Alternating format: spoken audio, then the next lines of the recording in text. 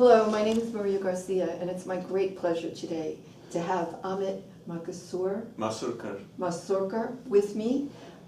He's done a wonderful film that's playing now at Tribeca. It's called Newton, named for Isaac Newton.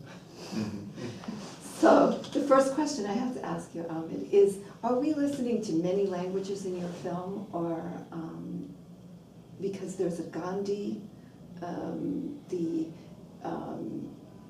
I guess an ethnic minority is the way I would describe it. And is she speaking what language? In the film, we hear two languages. One is There's Hindi, two. Okay. and Hindi. one is Gondi. One is Gandhi. Yeah. Okay. And do the people who are speaking Hindi understand Gandhi? No, they don't. Yeah. So there's also a communication gap between the two communities. Okay. So Gondi is this minority language spoken by a small ethnic group of Gondi tribes who live in the central part of India. So it's a very old language, and it's quite different from Hindi.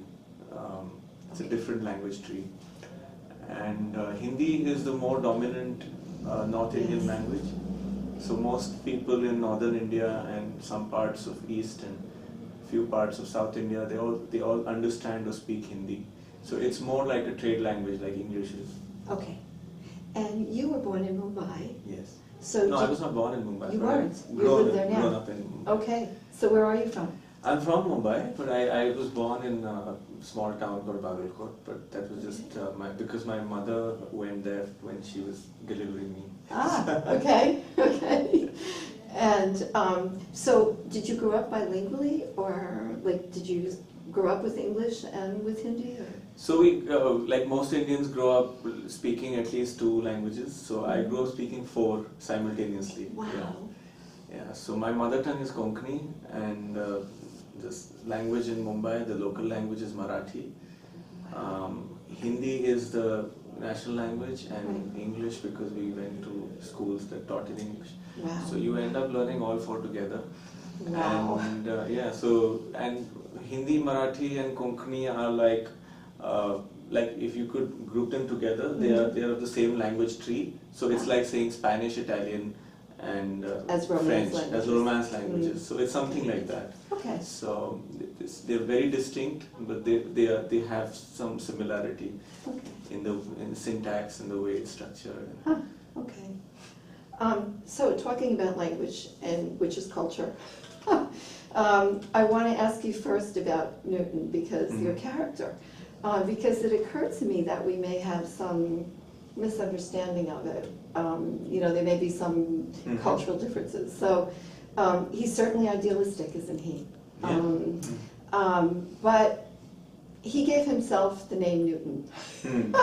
So can we say that he's a little self-centered, or maybe conceited, or? He is a bit pompous. He takes himself too seriously. Okay. And you can see that in the film, and that's what makes him endearing, because he is a little naive about the ways of the world and the way he has these ideals, and he wants to follow his duty, and he sees everything in right and wrong.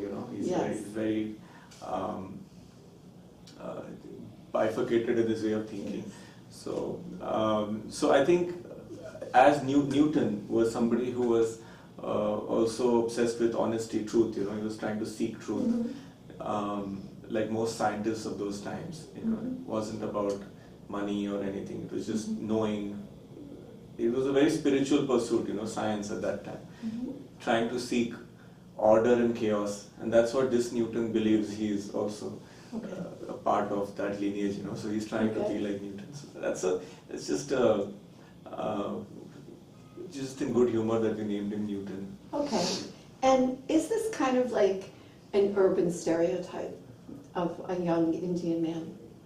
In fact, it's not an urban film because Newton is set in a small town. Okay. You could call it it's a small town. Sort of provincial. Boy, it's a provincial. You can say provincial. Okay. So Newton is somebody in an American context. You could say a state like Alabama or something. Oh, Small town. I see. Yeah, Okay, so- well, I'm glad I asked. Yeah. Okay. So it's Right. it's Chhattisgarh is something like that, you know. It's Okay. it's a more countryside, and Okay. there are 2 or 3 towns, big cities, but they're not big like Mumbai. You know, Right, they're like right. smaller cities. Okay. So Newton is somebody who belongs there and who feels that he wants to make a difference. Unlike most of his school friends who might have gone to bigger cities to study medicine or engineering, or something related to their careers, Newton was somebody who thought, oh, maybe I should stay back and work at the grassroots. So this is also the little chip on his shoulder that he carries, that I've decided to stay back and work. Okay. So is there anything of you in Newton?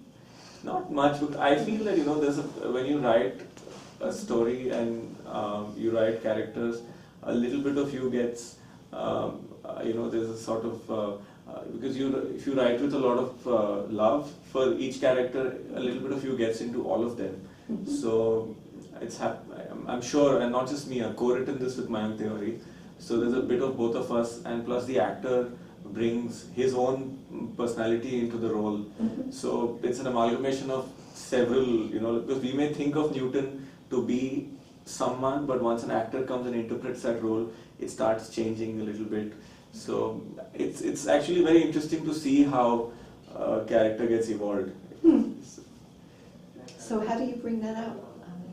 You again, like Newton, order and chaos. So filmmaking is a very chaotic process. There's always chaos on the set. There are so many different independent thinking minds on the set. My cinematographer thinks differently, the editor thinks differently, sound designer has his own ideas, the actors have their own ideas, and then you have something which is totally not in your hands, which is nature. We were shooting in March and then it started raining. What can you do then? When you're shooting in the jungle, it starts raining in the jungle, the whole landscape changes, you have to stop shoot. Well, And we are making a film which is set between 9 a.m. and 3 p.m. In a jungle where you can't use lights, you can't light up a jungle. You're shooting in natural light. There are so many things, there are so many different variables, which are there, and you sometimes have to just give up and, just make sure that what you really want to say is coming across, and let the other factors play out themselves, and things eventually work out. okay. And you wrote the script without ever having been in that genre? No, that's not true. It isn't? Okay. No. I heard that in another interview, I'm sorry. No, I wrote the first draft without going there. Without going there, Yeah. right? And then, Then I wrote the next draft, because to go, first I had to make sure that I had a story, because okay. so the story was written without me having ever stepped into any area like that. Okay. Purely based on the Your research, reading. second-hand research, watching a couple of documentaries, and reading, talking to people, and then I kind of once the script was ready and I got a producer, then me and Mayank, we went for a first trip to Chhattisgarh, where we stayed for a while. We met people and we tried to find out how, we tested our script. We tried to see if everything was, if something was not working out, something was not authentic, we tried to change it, So we tried to make sure that we were not misrepresenting what was happening. Okay. So, and then there were subsequent visits, I visited several times for casting, for location recce's.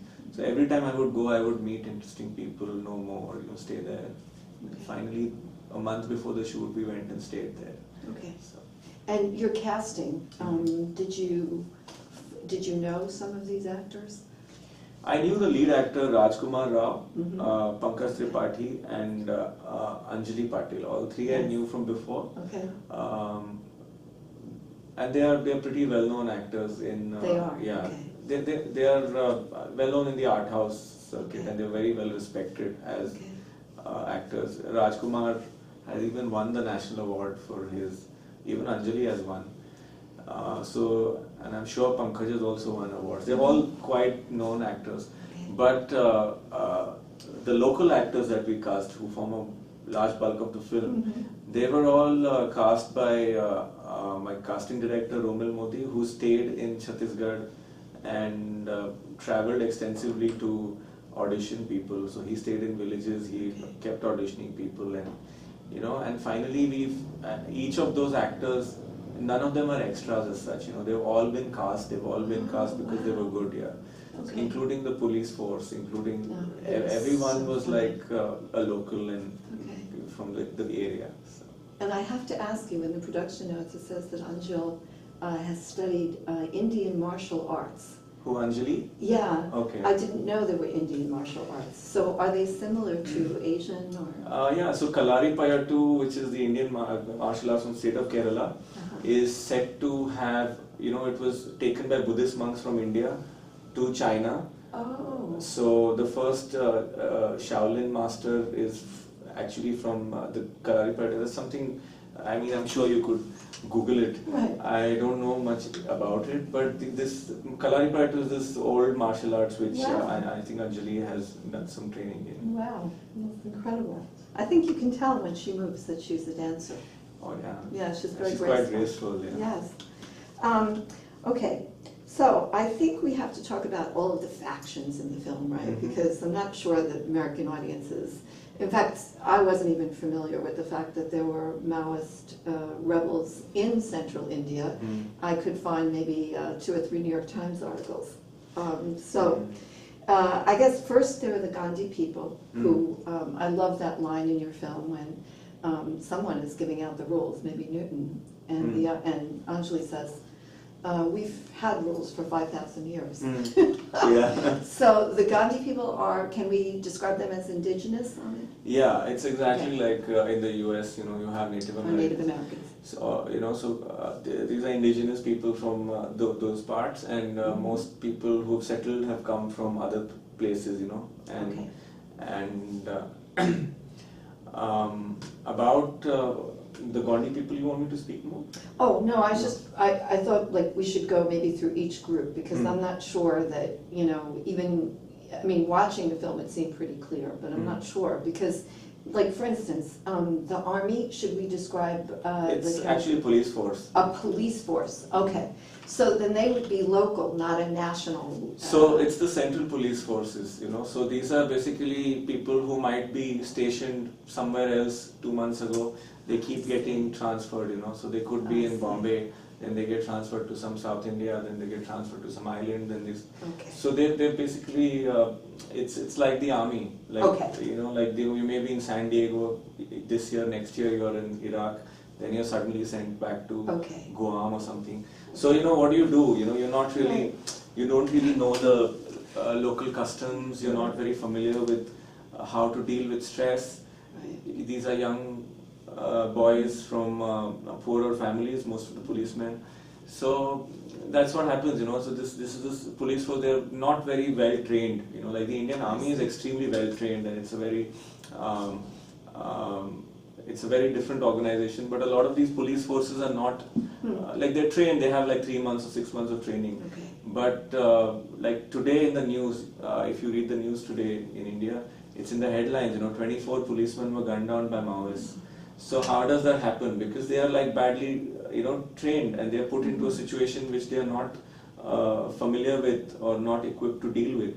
Okay. And the Maoists who are living there have, they don't have sophisticated weapons, but they live there. They're guerrilla, familiar with guerrilla warfare. They understand the terrain.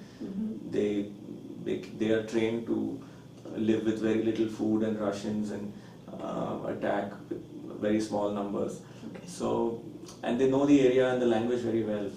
So it's a very uneven battle unless you start putting in money into sophisticated weapons, and that's what happens in all conflict areas. You start, then it becomes an economy of its own. Yes. Yeah. But the other sort of aspect of the film is that there have been metals of some kind or precious things discovered in the area, right? And so, are you suggesting in the film that that's what's really the disruptive force in this area? Exactly. So that's the truth anywhere. Anywhere you see conflict, there's generally natural resources. And it's the same with this area. It's extremely rich in iron ore and a lot of other metals. So the state is extremely rich, like they have a lot of ore. And what has happened is that this land seems to be the place where the tribals have lived for thousands of years, so now they want the land here. So what do you do? How do you get them out of there? You try to bribe them. Suppose they don't want to go, because a lot of people feel, okay, you give me a million rupees, what do I do with it? I don't want to live in the city. I don't know anything else. I know farming. This is my way of life. Maybe I'll buy some more farm, but I don't want to move away from here. What am I going to get in return? If you give me a job there, I'm not trained enough to work in your factory. So what do I do? So at the end of the day, how do you get people out of that area? So once you have conflict, it becomes an excuse to move people.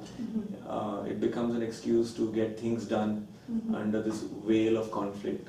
So that is something that we figured out when we were, we realized that a lot of people with ulterior motives got their freedom to get away with things because there was conflict, and the conflict was actually helping them make more money and get richer. Okay. So is there a way for the indigenous people to stay where they are and have those metals extracted? Is that what the government is working towards? Or that is ideally what they should do, because if you talk to a lot of younger people, they don't want to farm. They would like to own cars. They would like to do what people in the city are doing. So when I spoke to a lot of younger people, they were in favor of getting money, but the money that they are giving you in exchange of the amount of damage that you're going to do it's not enough, and it's not worth it. A lot of them, because the government is not going to give them millions of dollars. They'll give them some money. Corporations, actually, it's not even the government; it's the corporations who are like multinational, huge mining companies. So whom are you fighting against? How much is their life worth in front of billions of dollars? Right. So at the end of the day, it boils down to pure economics and. But Anjali is a person who may have left and been educated and came back. No, Anjali is not somebody who left, because she's a. I mean the character. Yeah. Like she's somebody who studied in a local school. Because she teaches in a local school, and you don't need to be very qualified to do that. You just need to be like high school graduate. Okay. So, because she's teaching in a school in the jungle, so not many people with a college degree would be willing to do that at the salary that they get. I see. So a lot of these in these jungle areas, these teachers, they also are work as domestic health workers, and they give very primary. Woman and child education and family planning. So basically, it's a system where they teach kids till they are like maybe 9 or 10, and then the kids start going to different schools. They teach them very basic things. Okay. So you, I don't even know whether to call your film as a political satire, because I don't think that really covers it. I mean, the film is hilarious, and slowly, I think as you're watching it, very slowly, you begin to realize that this is, you're raising very profound questions here. They're not just about the conflict that we're discussing right now, but actually, you seem to even be asking whether democracy works at some level.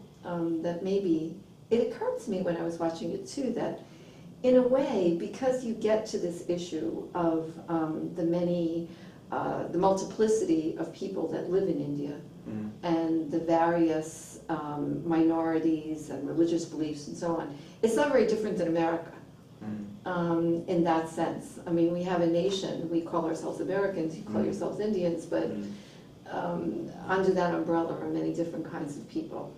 And so I wonder, are you asking, does it work, and does the system really work? And see, what I feel is that there's a difference between democratic principles and ideals and the machinery of democracy, which is the way the government is functioning, the way elections are held, the way people are treated. So there's a vast difference between these ideals and this. machinery. Okay. The machinery is constantly evolving, constantly changing. In the 60s, you had segregation here.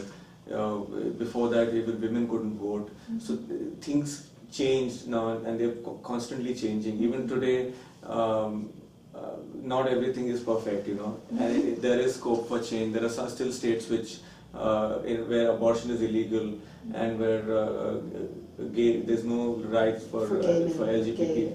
Yeah, so things will keep evolving with time, and the concept of how it's functioning will keep changing. But the ideals, the principles will always remain the same. Okay. So if you look at India, it's the same thing. It's been there has been a change. There's a large population which is directing towards positive change, but there's also conservative factions which are stopping that from happening. So that battle will constantly be there. Okay. So I see this more. I don't see this as a Indian or American story. I see this as something that can be set anywhere, actually. So even Europe, for that matter. So. And these groups are threatening the stability. Which groups? The Maoist groups in India are threatening the stability. So Maoists, I'll tell you about Maoists are basically, these are like, they were started by these university students who were very much inspired by Chairman Mao and the Chinese Revolution. So they saw injustice, and that anger was what caused this movement to start, and a lot of them once they, according to Chairman Mao's Red Book, you're supposed to have bases in the jungle where you fill the vacuum to a population which feels disenfranchised, and those populations here are Gondis. So Gondis are basically the foot soldiers. The Maoists are using tribal people and people who feel disenfranchised by the Indian state as foot soldiers in their movements. All the top leaders are all upper caste, college educated, university educated people. The Politburo, the Politburo is all, but they all live in the jungles, but they're all, they're all from college, universities. Okay.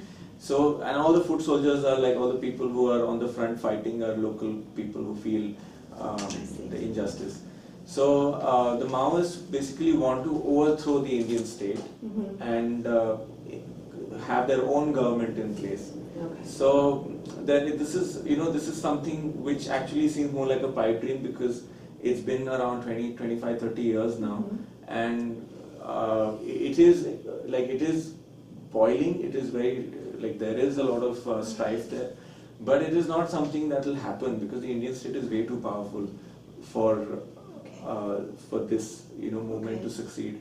So what that is causing instead is a lot of pain and suffering for people who actually live there. And the Maoists are basically, they have rejected the Indian system because they feel that the Indian system, the way it works, is unjust and is not doing anything for the people.